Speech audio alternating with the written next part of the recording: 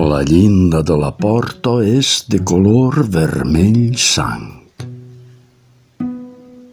Les pluges i els anys no l'han pogut descolorir.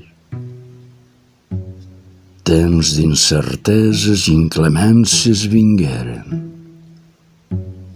i ella es va mantenir impertèrrit a l'aguait. Els rellotges de la casa l'observaven de lluny. Estacions anaven passant. Èpoques de riures i plors. Tots la miraven quan s'acostaven i ella callava.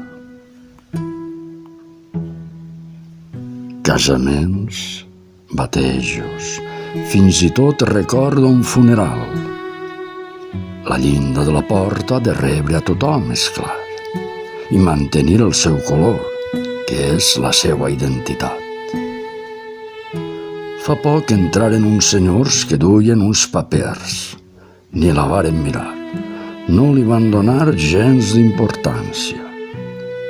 Parlaven de manera seriosa i la mestressa plorava.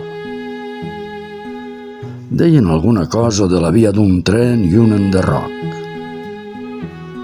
Però ella, ningú, li va demanar la seva opinió, perquè ella tan sols era la llinda de la porta.